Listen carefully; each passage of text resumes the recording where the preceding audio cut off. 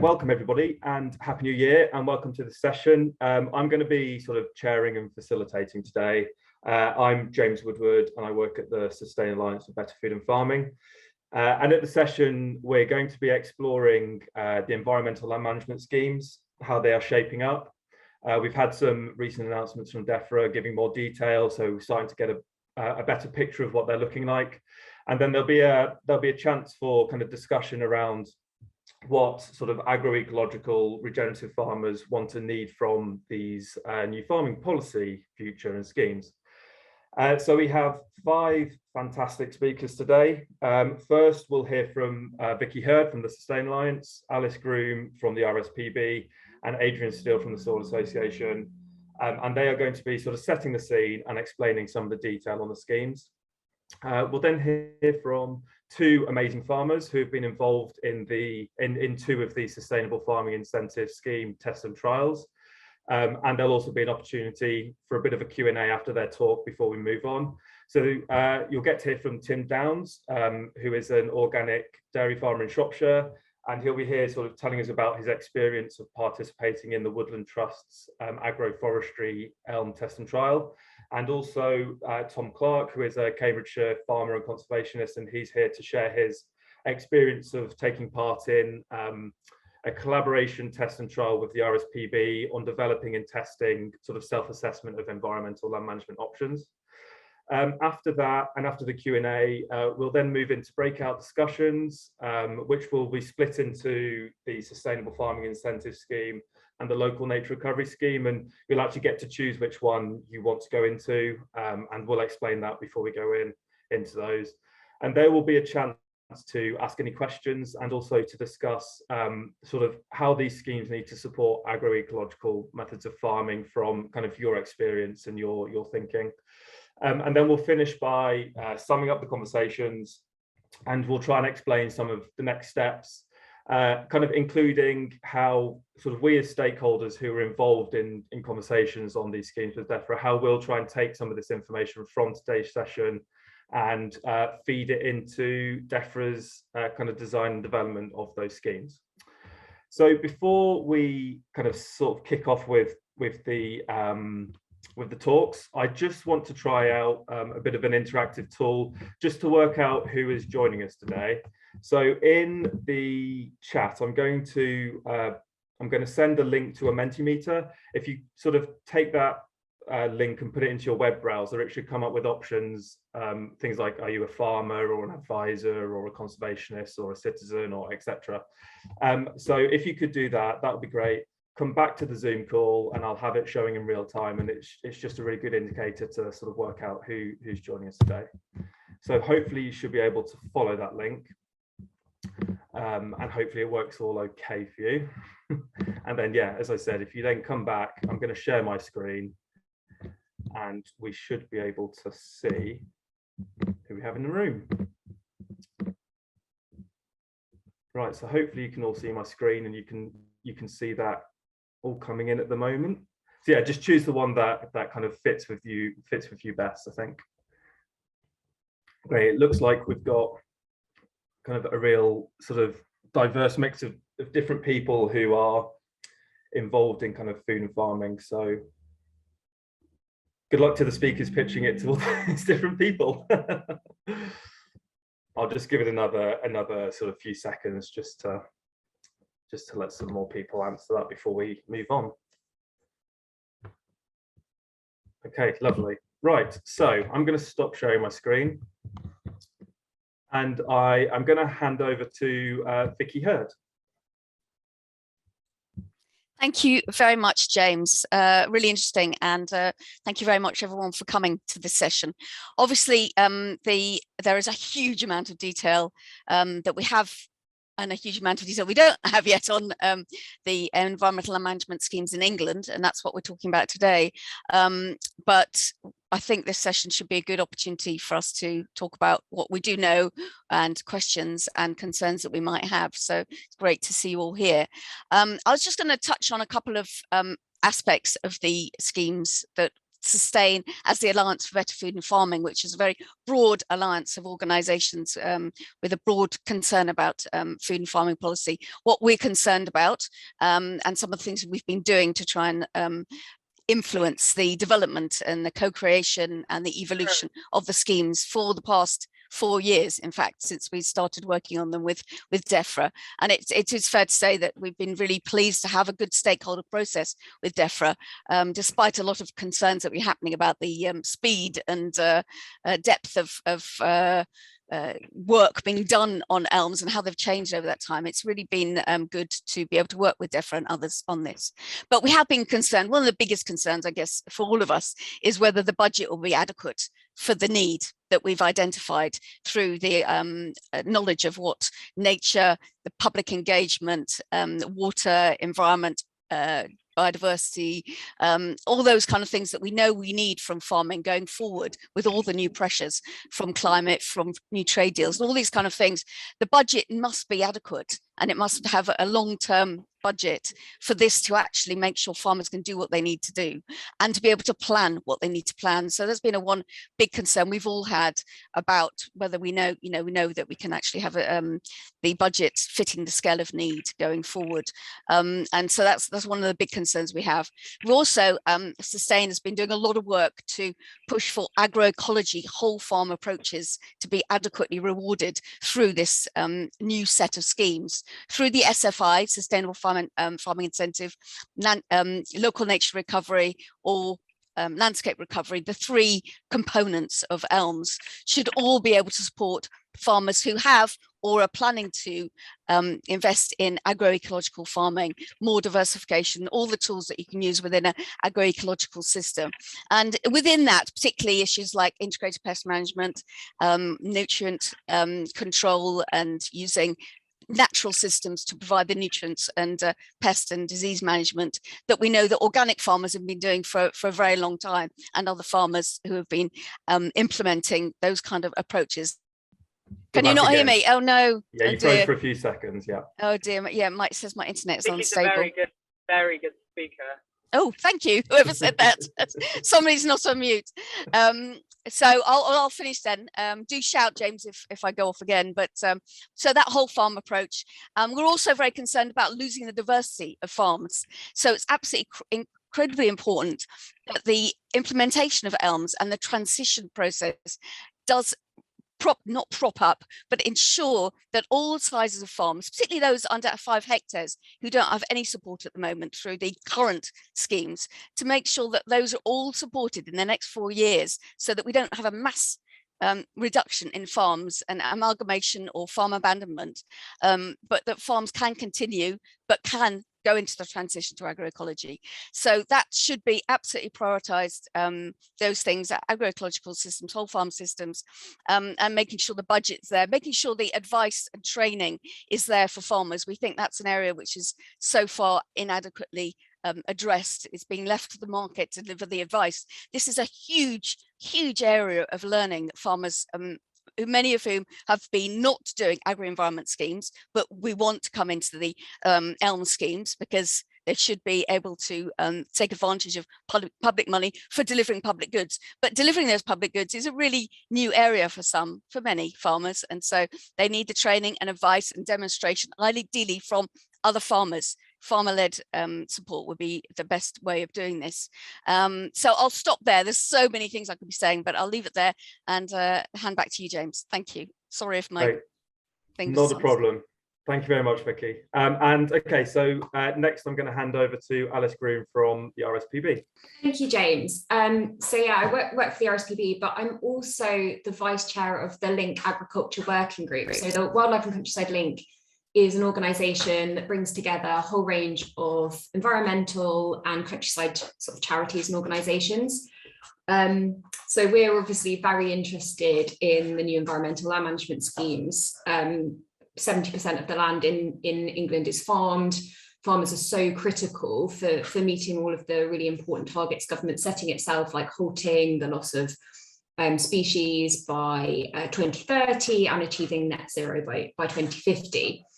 We're really passionate that the environmental land management schemes are effective, deliverable, and practical. So environmentally effective, they need to work, and we have huge experience in England. We're really fortunate to have about 30 years, 40 years experience, lots of research. So we understand the things that work and the things that don't work, and we need to incorporate those into schemes.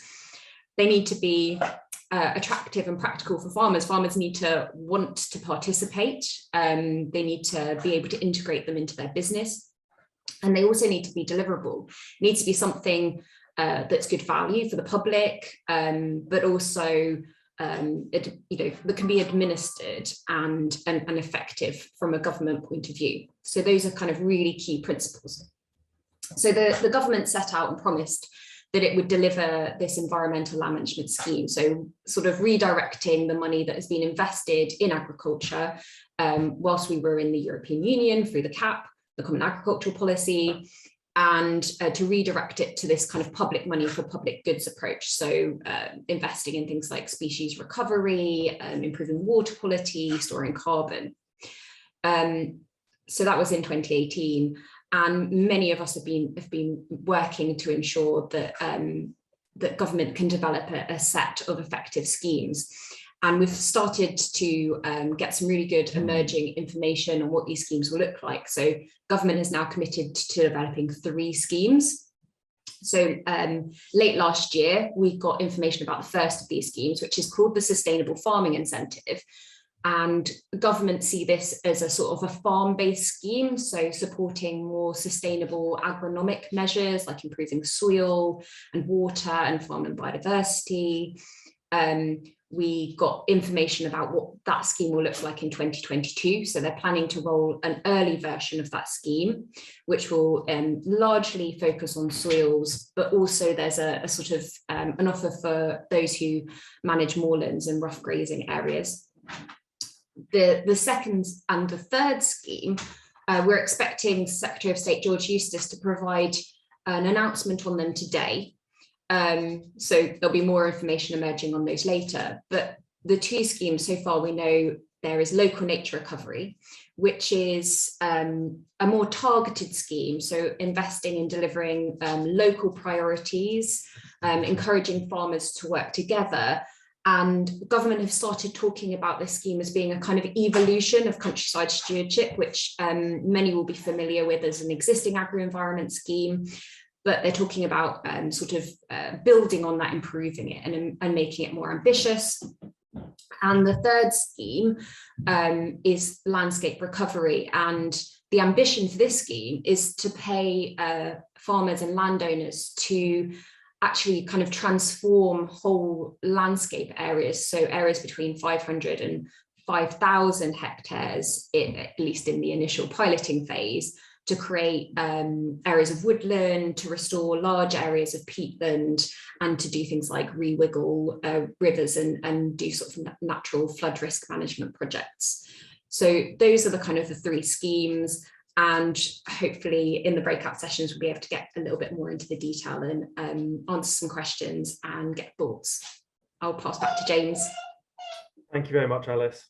Okay, so next I'm going to pass on to Adrian Steele from the Soil Association. There we go. Yeah, good morning, everybody. So Adrian Steele, I'm an organic farmer, as well as organic sector development advisor for the Soil Association. And I'm co-chair of the English Organic Forum. And like Alice and Vicki, I've been involved with Defra for quite some time through the Elm Stakeholder Engagement Group, which has been a fantastic opportunity to see the workings and the evolution of this agricultural transition plan, but also slightly frustrating because we've been a lot of confidentiality around what we've been told, and so it's been difficult to disseminate some of the things that we've been finding out about and being engaged with over the last couple of years. Just stepping back, first of all, I mean, when the whole concept of the agricultural transition plan was launched, obviously organic farmers, we've been at the forefront of agricultural transition for a long period of time. And the transition imperatives that we seem to be facing now are more pertinent than ever, particularly around climate change, climate emergency, and also biodiversity loss. But these things themselves can't be tackled only at a national level. It has to be tackled internationally. And one department in government working on its own needs to be supported by the rest of government. And I think that as a farmer speaking, I would say that it's been very difficult to have full confidence in the evolution and engagement within elms, owing to lack of clarity around trade imperatives and the ability for the food system to, in an unreformed state, to simply undercut and undermine our efforts in the UK. And I think that when you look at the idea of an agricultural transition, you have to look at a whole transition of the food supply chain. And I think that the 4 principles on which organic farming is based, the iPhone principles, health, ecology, care, and fairness, are very, very pertinent to what should really underpin a genuine transformation, a genuine transition. There has to be an opportunity for farmers to move into the higher welfare, higher conservation space to be able to survive economically. And I think that's an incredibly important point that Vicki raised around budget, and I think also around, hopefully, the response to the National Food Strategy and to the food supply chain more generally, to endorse and adapt to changing farming practices, which we know need to happen to address these crises. So the frustrating aspect of all of this is the organic sector has felt largely ignored in the process of the evolution of elms. Understandably, perhaps the government want to take a sort of softly approach initially through the sustainable farming incentive to engage up the target of 70% of farmers into the scheme. But at the same time, we have to accelerate the knowledge transfer and the changes in practices probably more radically than the timeframes really allow for. And I think there should be an acceleration of programs such as Soil Association's Innovative Farming Programme, Fab Farmers, farm peer-to-peer learning, to give farmers the confidence to actually have a go at some of these new practices, which we new to some anyway, not new to organic farmers, to engage in reversing biodiversity decline and mitigating climate change. So I think with that in mind, our frustrations nearly came to boiling point, but we have now, thankfully, in the latest announcement from Defra, achieved a sort of toehold in the transition plan official thinking. So organic farming is now accepted. I'll just quote from the published statement from Defra. We recognise the benefits that organic farming can offer to the wider environment. We are currently exploring how the SFI, that's a Sustainable Farming Incentive, can reward organic producers and those wishing to convert to organic systems in line with the payment principles we published in June 2021, including a future organic standard, which provides an easily accessible holistic package for organic farmers. So at the moment, organic farmers have been relying, to the extent they have been relying on public support through countryside stewardship. And now the challenge facing the organic sector is to preserve that recognition support into the Sustainable Farming Incentive and to local nature recovery. And the challenge for all of us really is just to rethink food and rethink farming and our connections. And it's a great opportunity for more democratic input into this system, to the local nature recovery strategies. And I think it'd be very interesting to hear your views around that in the breakout sessions later. So we're obviously going to be working hard as a sector to cement some sort of footholds we've got within this agricultural transition. And we will be looking to, through the English Organic Forum, to call for an organic action plan to try and join up the dots so that this isn't like something that's happening in isolation. This is proper joined up thinking. Thanks. Brilliant. Thank you very much, Adrian. Okay, so next we're going to move on to Tom and Tim are going to talk about their experiences as farmers being involved in some of the elm test and trials. And then we'll have a bit of a Q&A session. We're running a little bit over, so we might have to cut that from about 15 to 10 minutes, but we'll try and get as many questions as possible. So first, if I could hand over to Tom, please. Hello. Thanks for everyone for, can everyone hear me? We didn't have time I was just on the school run, so I came a bit late, didn't get to all the technical checks. I'm glad everyone can hear me, that's great. My name is Tom Clarke. I farm about 1,000 acres, very close to Ely, Ely Cathedral behind me there. It's not real, but and there's a flock of lapwings flying above. I'm what I call, I am not organic. I am a nature-friendly farmer. I classify myself as a conservationist as well as a farmer, but I do farm conventionally. I'm in HLS, so we are now thinking about whether we extend our HLS agreements for a certain period, or whether we take plunge and go into one of the new schemes. I have about 15% of my farm area is dedicated to wildlife options, environmental stewardship options.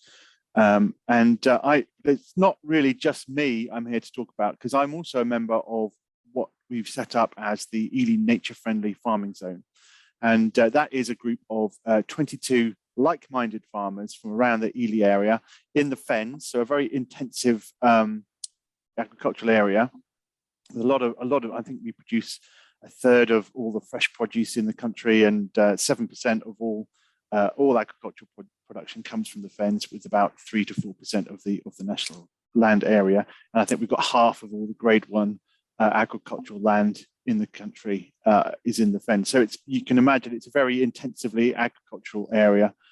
But yeah, 22 of us are all around Ely, and we are farming in a nature-friendly way at the same time as producing good quality, healthy local food. And we are trying to learn from each other in how to do that better. We are learning from outside experts who come in and talk to us. And we are also trying to communicate with the public about what we're doing in the land around the towns. The towns, people live in the towns, so they don't necessarily have the links to the farming environment that's all around them that may have existed in the past. So we're trying to communicate back to them. The other thing we're trying to do is to influence policy as well. And that's definitely more the focus of what we're doing at the moment.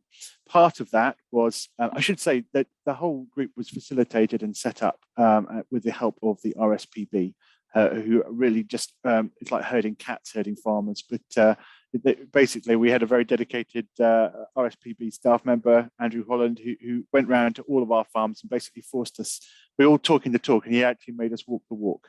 So it's completely down to the RSPB that we got going, and now we're still being supported by the RSPB. And it's the RSPB that suggested to us as a group that we try and engage with a Defra Elms test and trial.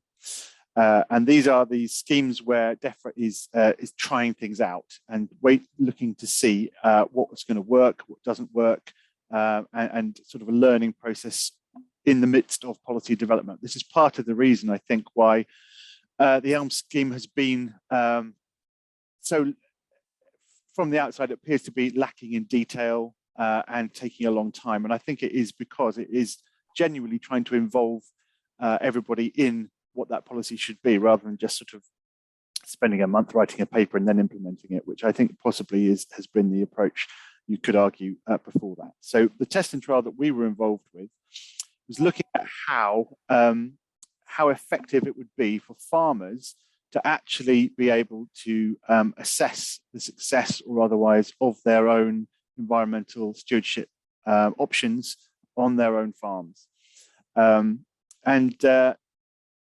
What we did was lasted for a year. So it was the whole of 2020. So it was all during pandemic lockdown. So we had lots of plans to meet up and talk about stuff in person, which obviously went out the window in the first month of the scheme.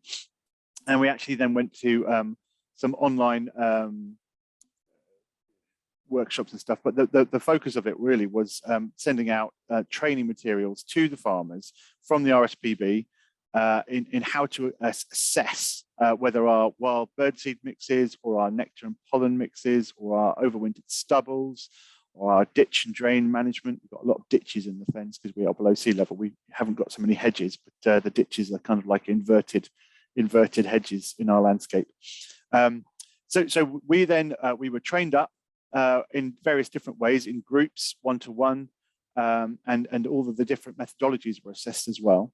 And then we went out with our packs and our information, trying to assess whether our options were where they were on the scale of success, from not doing very well and recognized as could do better to yes, fulfilling all the options expectations of what that option would provide. And then those same options were then assessed by a proper official RSPB assessor. And then they were compared. So we see how much worse or better the farmers were having had that training compared to the official assessor. And we did options in the spring. We did an assessment first round of spring options, and then again in the October, November time in the winter. So and there was different options each time. And so that was the aim of it. And it was I think everyone enjoyed doing it. It was definitely good to have something to focus on that was slightly collaborative during 2020, which wasn't a great year for that generally.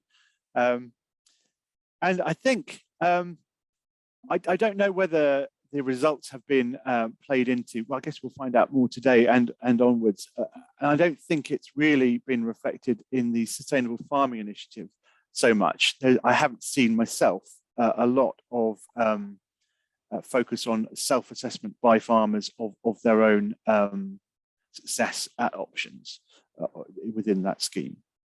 But with the local nature recovery and the landscape recovery, there might be more. I would say I'm not completely up to speed with every aspect of the latest announcements from Defra, either being in HLS and not actually having to plump for all of them. I have a slight luxury. I can step back. I think the findings from the test and trial were that actually the farmers, regardless, pretty much regardless of how they were trained up, they were able to match the level of accuracy. So when we were failing in our options, we were able to recognise that and record it, as well as when they were working. I think that the concept has been proved that self-assessment of options does work. I guess there would still have to be some moderation and checking, but that would present a massive opportunity to focus the funds from the budgets that Vicki was talking about actually to the farmers again themselves, and not see a great slice of it siphoned off into advisory. Just imagine all the big agri companies and agronomist companies licking their lips at the prospect of getting a slice of that. But so that we will see. But, that I think is probably what I came here to say, and very happy later on to answer any questions that anybody has on that or anything else. That's great. Thank you very much, Tom. And yes, as Tom and Tim are speaking, if you're thinking of any questions, you want to pop them in the chat, please do, and we'll try and answer some of those questions after Tim, who I will now hand over to. Morning, everyone. Hope you can hear me okay. I will try and answer the questions I was given. Were to give the purpose of being involved with test and trials, the successes and failures we had, the experiences, our current thinking, and the next steps as well. So I have got a couple of slides. If I can share my my slides with you with this button here and that button there, just to give you a little bit of an overview. Future dairy farming with elms. So we're farming in Shropshire, dairy, beef, and that's our timeline of where we are at the moment. 500 milking cows on 2 separate farms.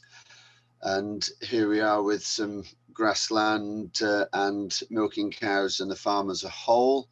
We've done an awful lot of carbon footprinting, 4 of which last year, which have given us lots of different results and things to think about. And then moving on to what I've been asked to speak about on the whole is our agroforestry. So we became involved with the Woodland Trust quite a number of years ago. Helen Cheshire, who I think is online, so I'm expecting some nice questions from Helen. So our thought process was, how do we get animals to browse effectively? How can we medicinally treat animals on farm? And within the the programs we've been involved with, higher level stewardship, very much like Tom as well. Sadly, we were one that missed out on the extension from September 2020. So we've spent the majority of 2021 wringing our hands and going, why did we miss out on that? We've spoken to Janet Hughes at Defra, so hopefully something might come of that. But we are also heavily involved with educational access. So this has been a wonderful resource for getting groups out on farm to look at what we're doing and why we're doing it. We're obviously been organic for 20 plus years now. So soils are a critical element of that and how we can improve that. And we're just learning, we're getting into with the North Shropshire Farming Group run by fellow Nuffield scholar Kate Main. There's over 60 farmers in that group now, all looking at different farming improvements, managing peat, managing birds, managing insects, managing dung beetles. So we had a very interesting visit with a dung beetle expert who's also a Nuffield scholar, Claire Whittle, recently. All of these areas are critical to our improvement. And then we've got into with two other farmers within the North Shropshire group, bokashi, so utilising fungi and bugs and getting the balance of 24 parts carbon to 1 part nitrogen back into the soil, which is more akin to a healthy feed for the soil in our organic system, and looking at what trees we can plant and where. So the purpose of the agroforestry and the test and trials was to see whether farmers could practically improve and incorporate trees within the system. And we think we've come up with a group that have got interest in agroforestry and enabled us to manage it effectively on productive grazing farms. So here's an example of the visit within the North Shropshire group, looking at dung beetles, and boy, did they find a fair group of different dung beetles, all sorts, some too numerous to mention and unrecognisable. And Claire was in seventh heaven looking at those. We'd like to see organic farmers rewarded, and I'm intrigued and inspired by Adrian that we will be possibly looked upon more favourably. I think for the past 2 years, organic farming has not been perhaps supported or in the headlines as much as it should be. Cows out grazing, clover lays, there's lots of different support for farmers to reduce their nitrogen and impact on the environment, obviously reduced if they're not buying in so much artificial nitrogen. So here's the start of our trial, which is mainly centered around willow trees, which contain salicylic acid, which are the main ingredient in aspirin. And they're actually on the fields just to the left of the farm there. The view has changed a little bit. So we're all about optimizing it, focusing on areas that we can improve, eliminating health problems, biological farming, and that needs to be encouraged within these environmental land management schemes as well. So taking into account how we're reducing our carbon footprint, becoming more efficient. So I think I'll stop sharing there, and if there are any questions, if I can escape that one and that one, there we go.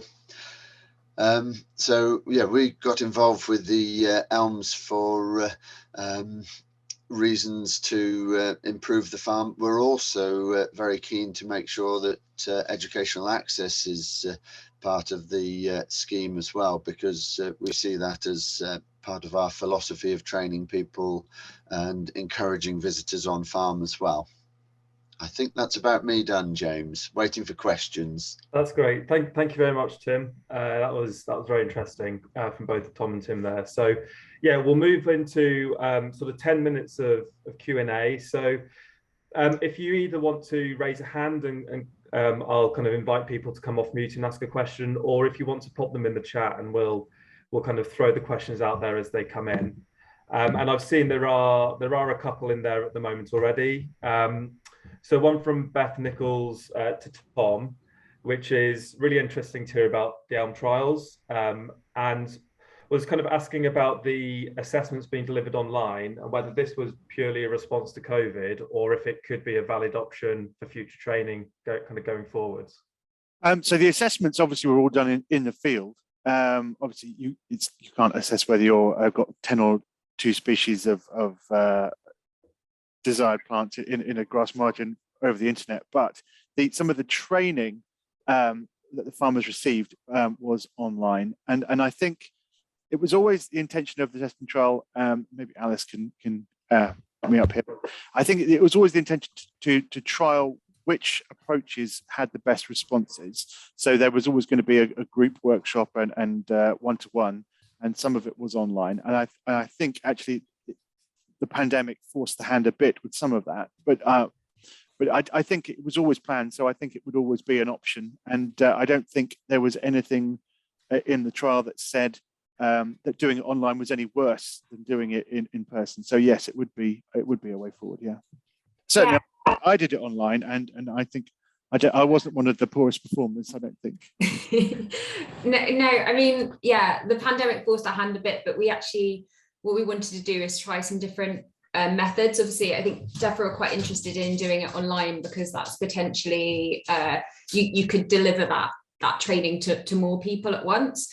But we also like the idea of getting farmers together and, in a room or on a farm and getting that sort of collaboration and, face-to-face contact, which is always nice. But basically all the farmers, regardless of how they were trained, did really, really well. And we were actually really pleased, not surprised, but just really pleased because it was kind of proof of concept. The other thing that we did that was slightly different because of the pandemic was at one point we were right in the depths of one of the lockdowns, and it meant that actually our advisors couldn't get out and check and do the assessment themselves. So we got the farmers to take photographs, and it enabled us to work out, one, whether farmers were comfortable with taking the photographs, whether we could upload them and send them around, because obviously they can be quite big, and whether those photographs were good enough quality to actually then have an advisor sit and look at them and check. So we managed to do both versions, the photographs and the advisors actually getting out in the field on the farm, and both worked really well actually. So and it was all written up into a report, and it's been sent into Defra, and we've presented to them and done and all sorts of things with them. But both versions worked really, really well. Right, lovely. Okay, so we've got a question from Helen Cheshire for you, Tim. So there it is. There's the question you were expecting. And it's basically asking, is advice or finance the most important thing that ELM would need to provide for livestock farmers to take up agroforestry at scale? I think a lot of it would be advice, and I think similar to Tom, the amount of farm visits and chances for people to go and see agroforestry in action have been diminished over the past 18 months. So people don't see how it fits in with ELMS yet, but I think that's coming, and certainly they're very open to agroforestry within ELMS and the sustainable farming incentive by what I can read and gather. So certainly finance would be helpful, but advice and avoidance. I think I've just written avoidance of reclassifying land as woodland permanently, reclassifying it as agroforestry, or just having it as farmed land with agroforestry element would be fine. Okay. So I've got a question here from Celine Delabre, which is, I suppose, either for Tom or Alice, which is whether the self-assessment materials that have been produced through the test and trial, whether they'll be available kind of publicly for other farmers to try out. That's one for Alice. I think she's got materials. Yeah, so there's no reason why we couldn't make those publicly available. One of the things we really want is for Defra have done summary reports of the results of tests and trials and put those up on .gov. but they haven't put up all the materials in one place. And I think what we would really like, and this might be a little bit of a work in progress, is to create like a portal where all of the information could be shared, because it's just so that obviously, you know, lots of money has been invested, lots of farmers have been involved, at least 3,000, and what's coming out of all of the tests and trials is really useful, and I think should be available to everyone. So there's definitely no reason from my perspective why it couldn't be out in the public domain, and I'll look into whether that's possible. Thank you, Alice. Okay, I think we've got time for a couple more questions. So one from Jenny for Tim, which is through your experience of the test and trial, sort of how have you gone about deciding which species of trees to plant in your agroforestry area? To that, but the species would be closest to the dairy unit for a TLC group, so tender loving care area would be willow trees, and we've trialed 3 different varieties: crack willow, white willow, and another variety, and then small leaf lime, sycamore, elm, and there's another one, that hornbeam. That was the one I was struggling to remember within the trial, and they're all growing very well. They've been in now for 6 years, the eldest trial. We've pollarded them. We've had some great advice from the Woodland Trust. They've been fantastic in pointing us in the right direction for how we manage them, whether we pollard them, whether we coppice them, how we utilize them. And we've trialed it ourselves a bit. So we've stored some as willow hay, we've chipped some, we've fed it whole back to the dairy cows in the wintertime. So yeah, it's been a resource and fixing carbon, but we're not being paid for that carbon. But I think it's improving the microclimate, it's improving the biodiversity on farm as well. So it's ticking lots of different boxes. Yeah, brilliant. So I've got another question for Tom from Hannah, which is you're kind of considering whether to extend HLS, your higher level stewardship agreement, or whether to take the plunge and kind of go into a new environmental land management scheme. And Hannah's kind of basically asking, what would make you more inclined to join an ELM scheme, and what are the challenges there are, if there are any challenges, in planning for your business in the current policy context? Not a small question. There are a lot of the uncertainty generally about the farming, the economics of farming, whether it's on the crop side or I don't have livestock. I'm bringing livestock in, but that's a different question. Whether it's the farming for farming crops and produce side is really uncertain generally. But then the fact that the subsidy is going and it's being replaced with something we don't know the shape of really, even with sustainable farming incentive announcements that have started to come through, it's really hard to work out what it means for your business at the moment. And so the security blanket of the HLS, although the HLS is again a significant sum, it is not significant in terms of my overall business from doing that. But it is something that we know how to do. We've been doing it. We will have been doing it by this autumn for 10 years.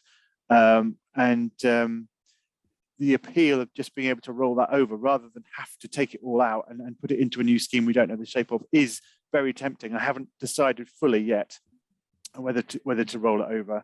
I do have another parcel of land which we acquired 2 years ago, which was in countryside stewardship, and its agreement ended just when we acquired it, and so that is sort of sitting. We're doing voluntary measures on there, which we're not getting any payment for.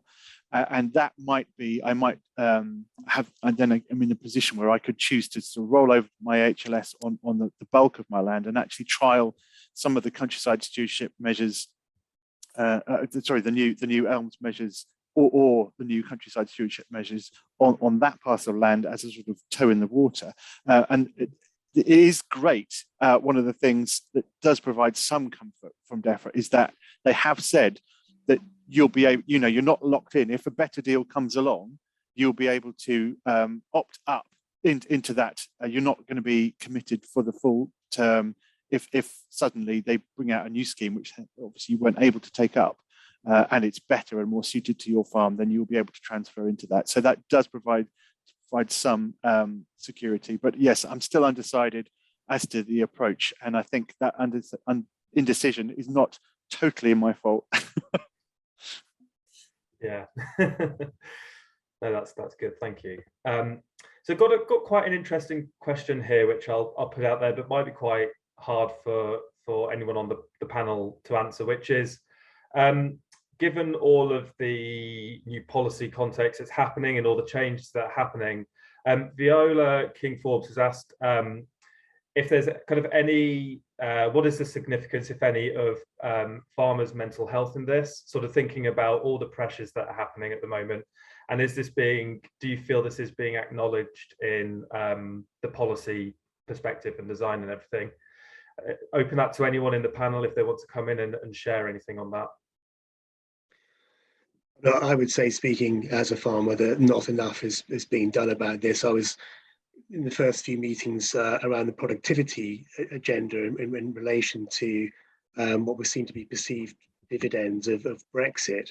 There were some quite alarming statements being made by some economists around the ability to substitute UK farming from international product, and the idea that smaller farms, or more traditional farms, were inefficient, and therefore needed to be sort of kind of squashed somehow. That thinking, I don't think it penetrates very far into Defra, but the fact the ideas were in circulation has been alarming to a lot of farmers, and I think there hasn't been enough support. I think the communication around the vision has been very underwhelming. I think that farmers had a narrative around the idea of feeding the world. It's become slightly obsolete now in many respects, because the challenges are more complex than that. But I think that farmers do need a narrative. Without a narrative, it becomes they feel picked off and more isolated. And farmers are working, very hard with less staff than they did have, and with a supply chain which appears somewhat indifferent in many respects to their fate. So I think that it's a difficult place for farmers. I'm not going to say that other sectors and other people have not had a really terrible time because of COVID, and obviously that's overwhelmed everything else in many respects. But yeah, it has. I think there has been a lack of support. The resilience program has helped. I've done a lot of work, when other organisations have, on the resilience helplines, but I think that more does need to be done. Great, thank you, Adrian. I think we have time for one last very quick question before we move out into the breakout groups. And if none of your questions that you've put in the chat have been answered, you can obviously bring those into the breakout groups and ask them there as well. But I can see that Guy Kirkwood has put his hands up. Guy, do you want to come off mute and ask the question? Yes, good morning. Sorry, I've got COVID. So the interesting thing about the mental health issue is that, following on from the previous question, is that actually I am a very old, mature student at RAU, recently joined. I've actually come out of the tech market and I've gone into farming in July. So I've got a mixed beef and arable operation in West Devon. One thing I found was that in terms of mental health, was that based on the Yellow Wellies research, where 88% of farmers under 40 considered mental health to be a significant problem, in fact, probably the most significant hidden problem in farming today. What I'm actually working on with the RAU, although we're not launching it yet, we're actually going to be launching it Groundswell in June, is a way to automate the paperwork and administration that the farmers have to put up with. A lot of the commentary that I've heard over the last, well, certainly yesterday on the conference and then today as well, is all about the link between improved mental health outcomes and reducing that administrative burden, because farmers, don't want to spend their time in the office, as I heard yesterday. They want to spend their time in their fields with their families, importantly, and also with their livestock. So that's something that we're working on. If anyone's interested in finding out more, we will be launching at Groundswell in June, and that's a joint venture between my farm and the Royal Agricultural University, and the joint venture will be set up in the next month or so. But it is something that is really important, and I feel that it needs to be considered moving forward. That the mental health issue for farmers is probably the major issue as we go through 2022 and as we all get over COVID. Thanks.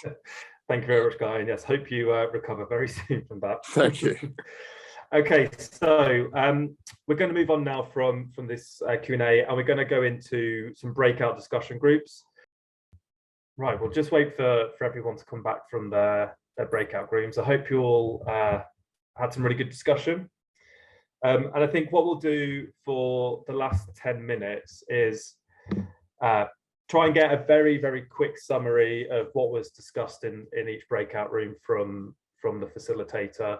And we'll then very quickly, kind of sum that up, and we'll finish there. We've got 10 minutes left. So I'll kind of go through the breakout rooms in order. So I think I'll start with Vicki. I think you were facilitating the first SFI room. one. Yeah, Give quickly. a very quick overview. Yeah, I think there was concerns in the room around how much this SFI was resembling the entry-level schemes in terms of aiming to reach as many farmers as possible with such a low bar that they can come on board without actually having to do very much. And so I was exploring that, and whether we'd be doing it differently this time rather than before, when it was a European scheme, and thinking this time it's got to have ambition, that ambition ratcheting up, but as many farmers to come on board as possible. So hence maybe this focus on soils in the first iteration, but the declines in biodiversity won't be tackled. I think that was the sense of that. And also the lack of a scheme which is about mixed farming. So James, I was talking about our initial ideas about a mixed farming standard that we developed a few months ago, because the concern with mixed farming is so not rare in the UK, but our farming has become so specialised that we're not sorting out the nutrient and soil issues that could be really benefited through a mixed farming approach growing in the country. So that was interesting to talk about. There was concern about the quarterly payments, and particularly for small farm businesses. If you're going into the scheme and you only get paid after 3 months, you will have that gap, which could potentially be critical in terms of farm business income, and also being able to do the paperwork and stuff. Will there be enough advice?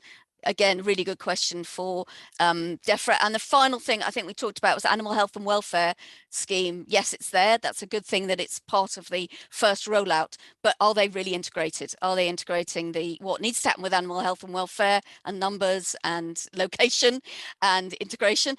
Is that integrated with SFI and LNR? And my feeling is it's not quite there yet, but again, something to pass over to Defra to ask some questions about. Okay, thank you very much, Vicki. I was in group 2 facilitating that. So some of the top points were, there's a lot of concern that at the moment there's complexity in terms of the number of schemes that you could potentially go into, and I think a lot of farmers are finding it difficult to understand what the right pathway is for them over the next couple of years, and that there needs to be a lot more clarity on the schemes for farmers to be able to make those decisions up until the kind of main changes happen in 2024, 2025. There's a lot of discussion, really interesting discussion about what's being offered at the moment in terms of doing different sort of management plans and assessments, and that the payments for those for next year aren't necessarily good enough. And there were some suggestions that that Defra could pay farmers like a lump sum grant to do these types of assessment, like what's offered with the woodland scheme and the woodland assessment payment, to get farmers to do like a whole farm land management type assessment and to pay for them to do that, because they've it's felt that is part of delivering public goods, is understanding what you have and what you could deliver and everything like that. Couple of other things. We spoke a lot about the difficulties of Defra not offering advice to farmers at least in these first few years during the transition, in terms of advising farmers on how to get into schemes, get the most out of them, helping farmers to understand how it might work on their farm. And that doesn't have to be, that could be anyone. That could be through peer-to-peer type things. That could be through farm, like free or low-cost farm advice. And that in some instances, so Hannah was talking about some experiences through the Foundation for Common Land are sort of commoners are saying that without advice, it's quite hard to get buy-in because you're not quite sure.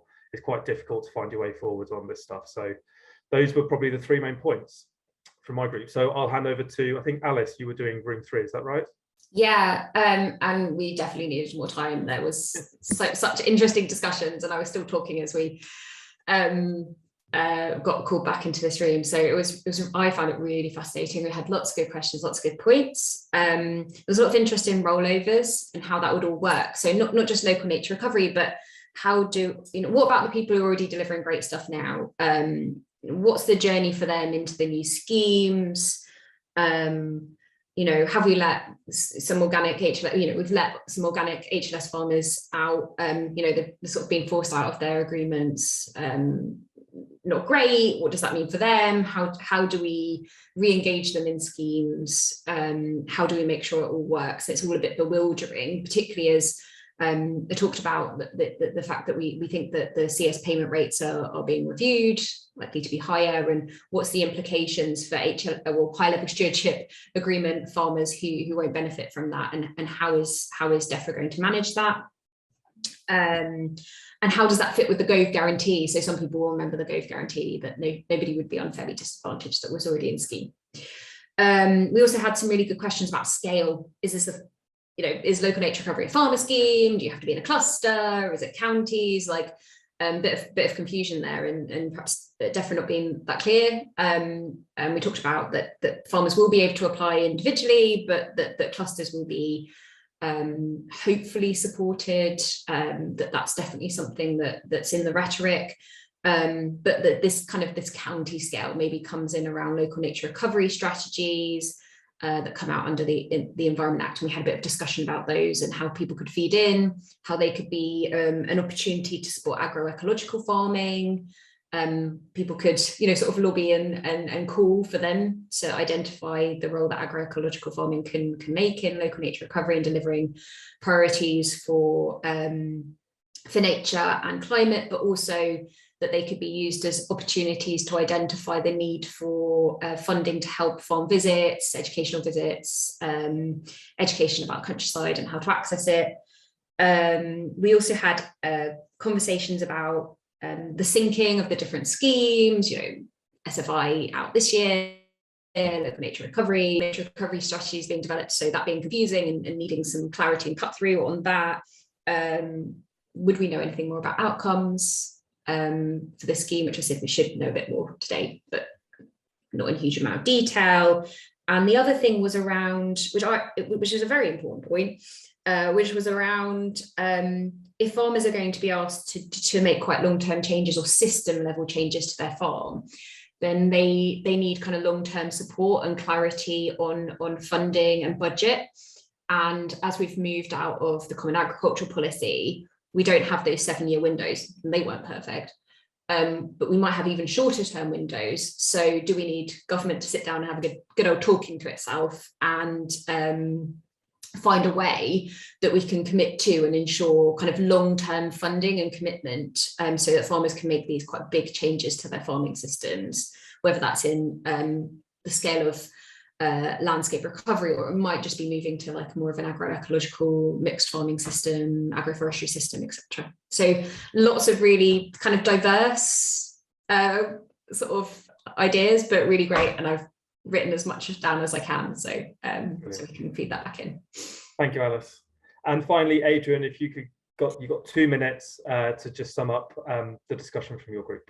I think it's only 1 minute. I think Alice's group covered similar territory to our own. I think we were probably looking more at the opportunity for people to be engaged in the process of local nature recovery prioritisation, particularly in relationship to strategies, and then what the terms of reference were, how that might work, whether farmers needed to go collaborate or were they going independently, how advice would be provided, and then whether private finance can be stacked with SFI entitlements as well as joining local nature recovery. So it really demonstrated how little people, we all know, and it's frustrating because we are sitting on some documents that Defra going to be releasing later today, which we can disseminate to shed a bit more light on this. We're just slightly frustrated the way the embargo has worked on this for our session.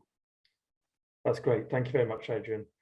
Well, that's it for today. Just quickly to say, we're going to aim to put a lot of this discussion and thought to Defra directly, and I think we're also going to aim to put a big blog up from all the discussion on all of our websites. So please look out for that. And thank you so much for all of your input today. And hopefully we can feed that back to Defra and kind of show some ideas and views.